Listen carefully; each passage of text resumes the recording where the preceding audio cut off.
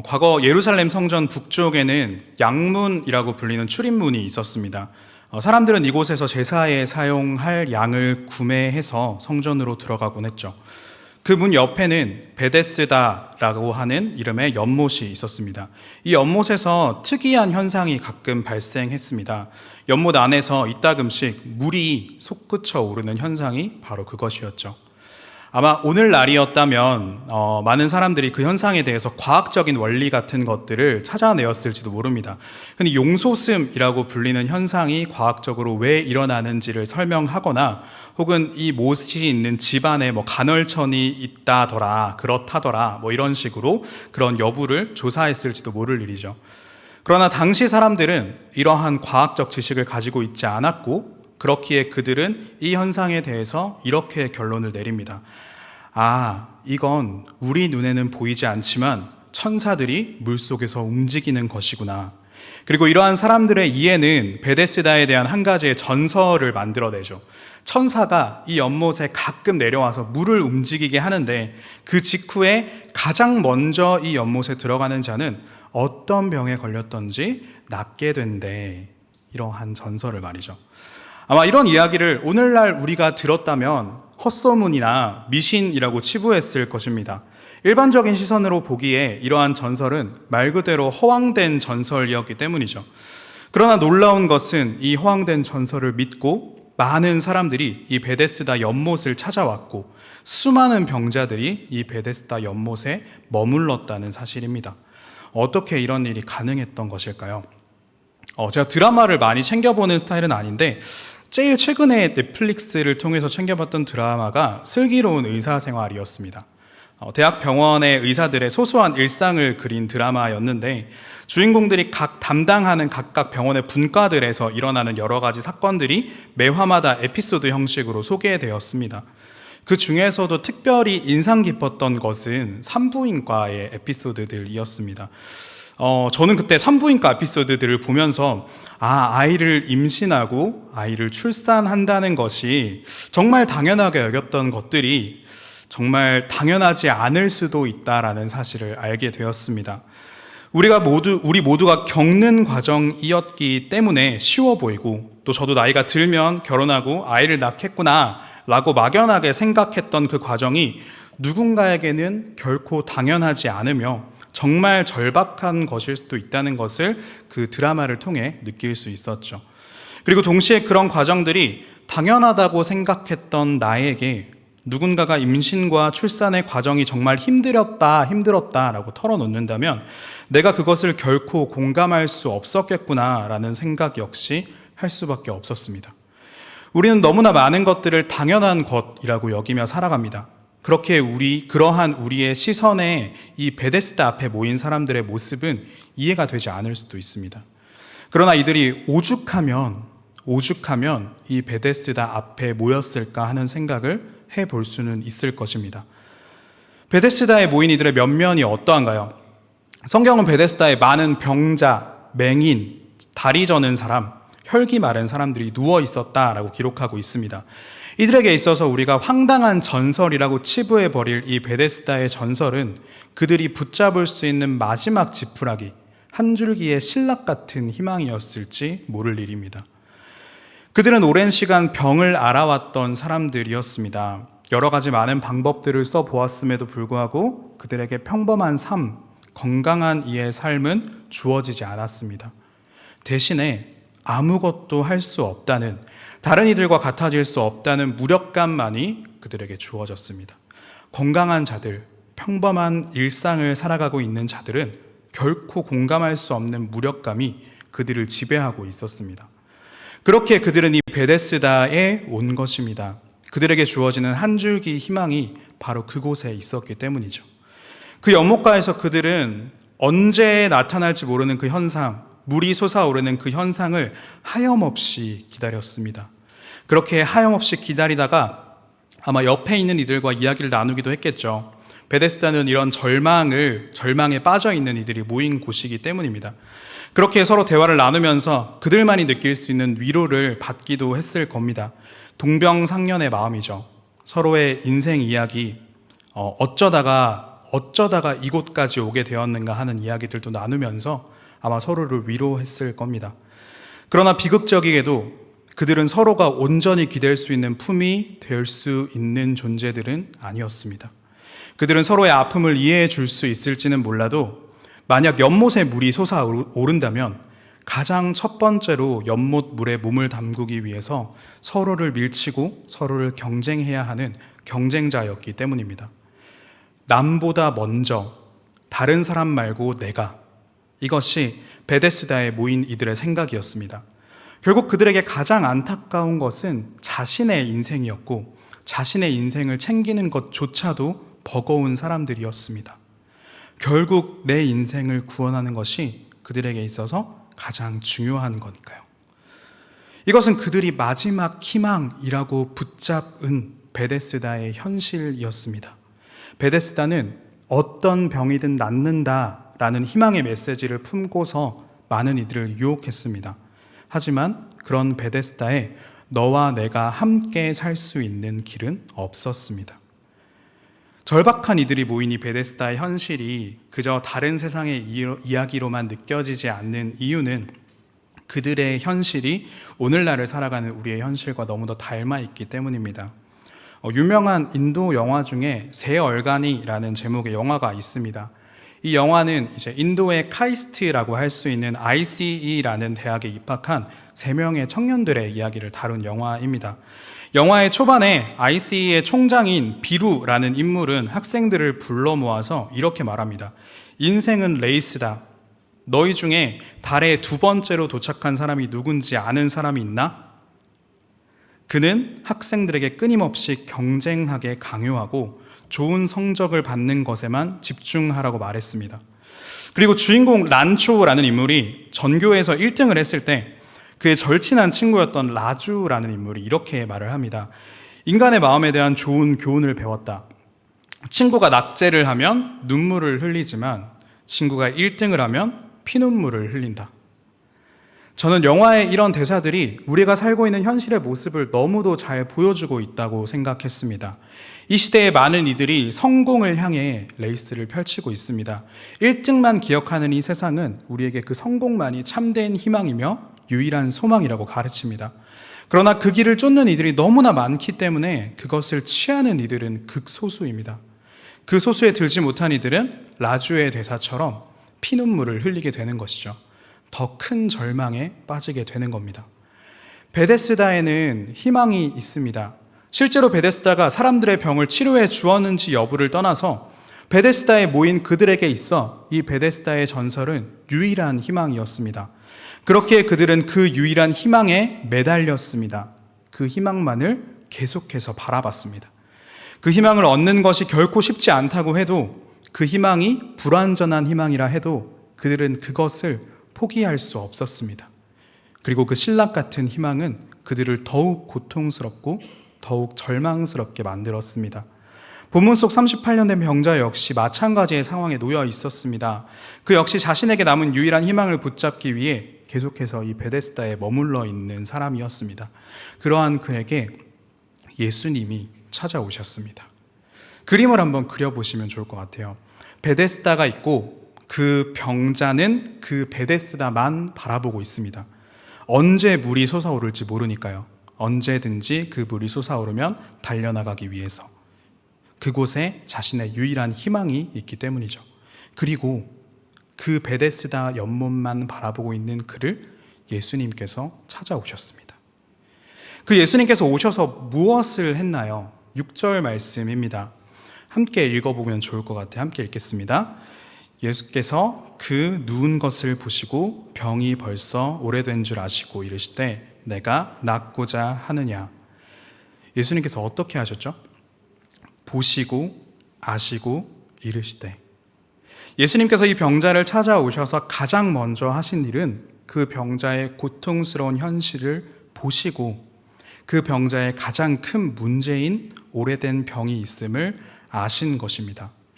그리고 그의 가장 큰 필요를 알고 이렇게 이르십니다. 내가 낫고자 하느냐. 사랑하는 성도 여러분, 예수님은 이런 분이십니다. 열 길 물속은 알아도 한 길 사람 속은 모른다라는 속담이 생겨난 이유가 무엇일까요? 아무리 똑똑하고 아무리 지혜로운 사람이라도 내가 아닌 남의 마음을 다 알 수는 없는 법이기 때문이죠. 아무리 그 관계가 가깝다고 하더라도 상대방의 마음을 완전히 아는 것은 불가능하기 때문입니다. 만약 그것이 가능했다면 고부 갈등, 부부 싸움과 같은 단어들은 세상에 존재할 필요가 없었을 거고, 요즘 되게 잘 나가시는 오은영 선생님과 같은 분들은 아마 일자리를 얻지 못하셨을 겁니다. 삶 속에서 우리는 많은 어려움을 겪죠. 또 아픔과 문제를 가지고 살아갑니다. 베데스다의 이 38년 된 병자의 문제보다 덜할지는 몰라도 우리 모두 그런 문제를 가지고 살아갑니다. 그리고 그런 문제들이 나를 괴롭힐 때 사실 더 힘든 것은 그런 나의 고통을 누구도 온전히 알아주지는 못한다는 사실이죠. 가족들이 그것을 해줄 수 있나요? 제가 아직 결혼을 해보지 않아서 잘 모르겠지만 적어도 저는 부모님이나 누나나 제 어려움에 대해서 이제 이해해 달라고 속상하다, 힘들다 라고 말하러 가면은 항상 돌아오는 답변은 더 열심히 살아야 된다. 그거 가지고 사내 자식이 쫄아야 되겠냐. 이런 식으로 말씀하시는 그런 소리를 듣고 조용히 나오게 되더라고요. 그리고 이제 조용히 와서 주님께 이렇게 기도하죠. 하나님, 제 마음 아시죠? 이렇게 기도를 하곤 합니다. 우리가 믿는 예수님, 우리가 동행하시는 예수님은 우리를 보시면 아십니다. 그저 우리의 겉모습만 따지는 것이 아니라, 겉모습만 보시는 것이 아니라 녹록치 않은 현실 가운데 힘겨워하고 또 고통스러워하는 우리의 내면마저도 보십니다. 이 38년 된 병자의 겉모습, 그 껍데기만 보고 불쌍히 여기시는 것이 아니라 그가 그 오랜 시간 병마와 싸우며 겪었던 그 고통과 그 병으로 인하여 사람들과의 관계에서 겪었을 그 고통들, 그 불확실하고 불완전한 베데스다라는 희망에만 매달릴 수밖에 없었던 그의 절박함을 주님은 온전히 아셨습니다. 그리고 그렇기에 그분은 그에게 그 문제의 근원을 해결해 주겠노라고 말씀하실 수 있으셨던 것이죠. 그분의 내가 낫고자 하느냐라는 물음에는 이러한 이해가 깔려 있었던 것입니다. 만약 우리였으면 어떻게 했을까요? 예수님의 그 말씀 앞에 주님, 제가 낫고 싶습니다. 주님, 살려주세요. 이렇게 말했을지도 모르겠습니다. 그러나 이 병자는 우리와 다른 점이 한 가지 있습니다. 그는 예수님이 어떤 분인지 알지 못했습니다. 그가 어떤 분이신지, 그분이 어떤 능력을 가지고 계신지 몰랐기 때문에 어찌 보면 그는 이 질문에 대해서 그릇되게 이해했을지도 모릅니다. 그가 그동안 쌓였던 스트레스에, 아니 보면 모르십니까? 제 꼴을 좀 보세요. 누굴 놀리시는 겁니까? 라고 퉁명스럽게 대답했더라도 사실 이상하지 않았을 겁니다. 그런데 그는 그렇게 대답하지 않습니다. 대신에 이렇게 말합니다. 7절 말씀입니다. 병자가 대답하되 주여, 물이 움직일 때에 나를 못에 넣어주는 사람이 없어 내가 가는 동안에 다른 사람이 먼저 내려가나이다. 그가 지금 무엇을 하고 있나요? 신세 한탄을 하고 있죠. 지금 이 병자에게 있어서 가장 중요한 것은 무엇인가요? 오래된 병을 치유하는 것입니다. 그리고 그의 눈앞에는 그 병을 치유할 수 있는 방법이 있습니다. 그게 무엇인가요? 우리는 예수님이라고 하겠지만 그는 모르고 있었죠. 그에게 있어서 그 방법은 베데스다 연못의 1등으로 들어가는 것이었습니다. 그는 그 신락 같은 희망을 품고 베데스다로 왔습니다. 그러나 그를 맞이한 현실은 너무도 잔인했습니다. 그는 오늘날로 말하면 지체장애인이었습니다. 몸이 불편한 사람이었죠. 그럼 그가 물이 솟아올랐을 때 다른 수많은 경쟁자들을 제치고 가장 먼저 이 연못에 뛰어들 수 있었을까요? 불가능했죠. 그는 베데스다에 도착하고 나서야 깨달았습니다. 나는 이 연못에 1등으로 들어갈 수 없다라는 그 사실을 말이죠. 그에게는 낫고자 하는 절박함이 있었고 또 나을 수 있는 방법도 있었습니다. 그러나 정작 현실 속에서 그는 그것을 해낼 수 있는 능력이 없었습니다. 그 현실은 그를 더욱 힘겹게 했습니다. 그러나 그렇다고 해서 그가 베데스다를 포기하고 다른 방법을 찾아 나설 수 있었을까요? 그럴 수 없었죠. 베데스다는 그에게 남은 유일한 희망이었으니까요.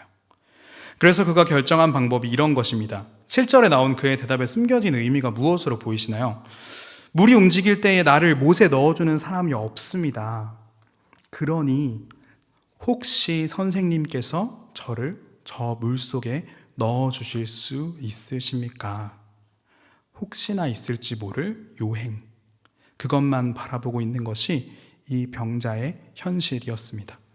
그 현실 앞에서 무기력한 그가 할 수 있는 것은 겨우 이 정도뿐이었기 때문에 그렇게 그 모습으로 그 자리에 있었던 겁니다. 서점에 가면 정말 많은 자기계발서들이 있습니다. 그런데 어떤 사람들은 이러한 자기계발서들을 한두 권 정도 읽는 것은 좋지만 계속해서 많은 것들을 읽지는 말라고 이야기합니다. 왜냐하면 내용이 다 비슷비슷하기 때문이죠.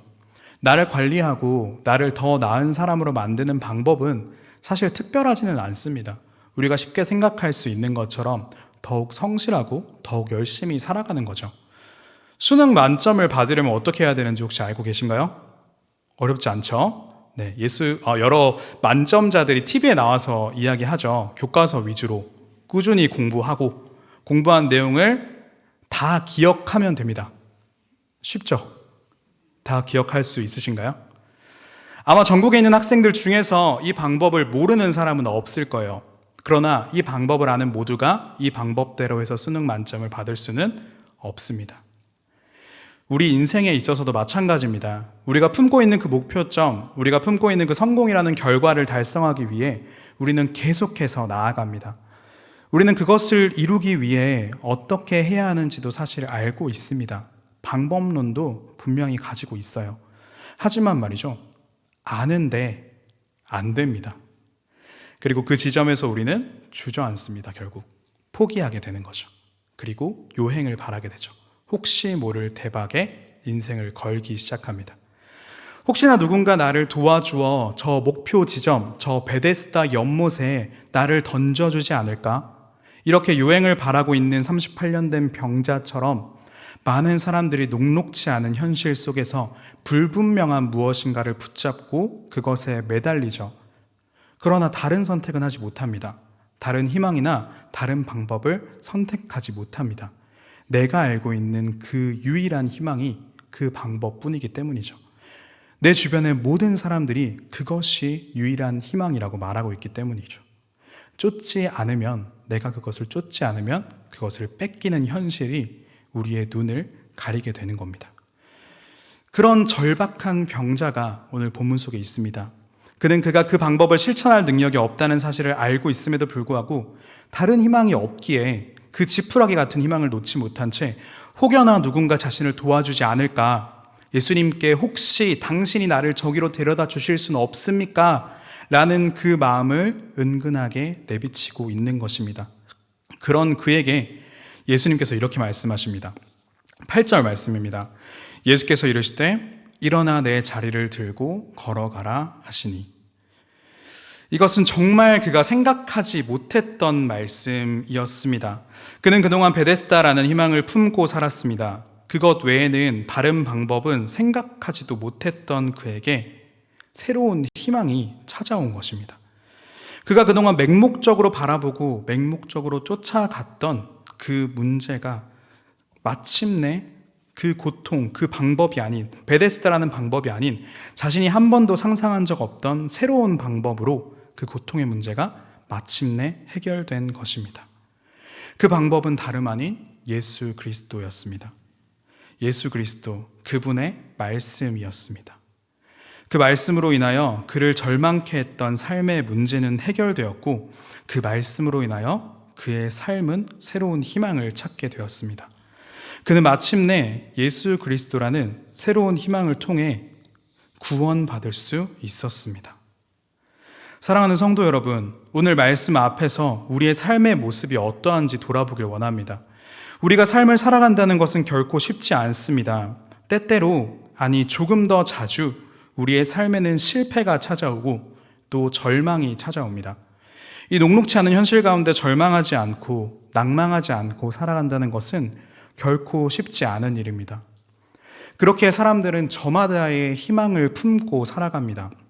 각자의 그 소망의 베데스다 주변을 서성이며 어떻게 하면 그 베데스다 연못에 가장 먼저 들어갈까 고민하고 그것을 위해 노력하며 살아갑니다. 그 연못에게 바라는 것은 저마다 다양합니다. 어떤 이에겐 회복이 될 수 있을 것이고 어떤 이에겐 돈이나 명예 혹은 성공이 될 수 있을 것입니다. 또 어떤 이에게는 사랑이나 행복이 될 수도 있을 겁니다. 그것은 사람들이 저마다 꿈꾸는 희망, 꿈꾸는 성공의 모습일 것입니다. 그렇기 때문에 우리는 질문해야 합니다. 내가 지금 붙잡고 있는 이 희망이 무엇인가? 라는 질문을 넘어 과연 그 소망이, 과연 그 길이 정말 유일한 길인가? 정말 그 연못에 들어가기만 하면 내 삶의 모든 문제들이 해결될 수 있을 것인가? 정말 그 길이 참된 희망이 맞는 것인가? 오늘 말씀 속에서 예수님께서는 말씀하십니다. 그 연못 필요 없다고. 그 길이 아니라고 말입니다. 그곳에 가야만 너의 인생이 성공하지 않는다. 그곳에 그 길로 가야만 너의 삶이 행복해지는 것이 아니다. 내가 이 세상 속에 끌려갈 필요가 없다라고 말이죠. 오늘 본문 속 38년 된 병자에게는 절박한 현실을 해결해 줄 한 가지 희망이 있었습니다. 그것은 베데스다의 못에 몸을 담그는 것이었습니다. 그 길은 자신과 같은 처지에 놓인 많은 사람들이 열망하는 길이었습니다. 그렇기 때문에 그 역시 의심이 아닌 희망을 품고 그 길에 닿을 수 있는 방법을 고민하고 혹시나 그 연못에 자신을 넣어줄 사람이 없는지 찾는 것에 자신의 모든 것을 쏟았습니다. 그러나 그가 그렇게 맹신했던 그 소망, 그 길은 그를 구원해 주지 못했습니다. 도리어 그의 절박한 현실을 해결해 주고 그의 아픔과 고통을 해결해 준 것은 무엇이었나요? 예수 그리스도, 그분의 말씀이었습니다. 그 말씀이 그에게 닿았을 때 그의 삶에 비로소 변화가 찾아왔습니다. 성경은 예수님의 말씀이 그에게 닿았을 때 비로소 그가 곧 나아서 걸어가니라 라고 기록하고 있습니다. 본문 속 38년 된 병자와 같이 우리의 관심도 낫는 것, 회복에 있습니다. 내 삶을 어렵게 하고 내 삶을 절박하게 하는 그 문제가 해결되기를 바라죠. 그렇게 우리의 관심은 자연스럽게 그 문제의 해결 방법이 무엇이냐에 대해 쏠립니다. 이 일만 잘 해결되면, 내가 돈만 좀 더 있으면 우리 문제가 해결될 수 있을 텐데, 그렇게 남들이 쫓는 그 방법에 희망을 품고 남들과 치열하게 경쟁하며 그 길에서 앞서 나가려고 합니다. 그리고 그 길 속에서 절망하고 또 체념하기도 하며 힘겨워하고 있죠. 그러나 그렇게 하염없이 그 방법만을 바라보고 있는 내 삶의 희망의 연못이라고 생각한 그 베데스다만 바라보고 있는 우리에게 예수님께서 다가와 말씀하십니다. 내가 낫고자 하느냐? 우리가 생각하는 길이 아닌 예수님의 길이 있습니다. 내가 생각하는 그 길, 베데스다의 희망을 쫓는 것이 아니라 예수 그리스도라는 참된 희망을 따라야 합니다. 오직 예수님만이 우리의 삶의 해결사 되십니다. 오직 예수님만이 참된 희망이십니다. 우리는 그 예수님을 따라가야 합니다. 그때 비로소 우리 삶에도 주님께서 허락하신 그 기적이 임할 줄 믿습니다. 함께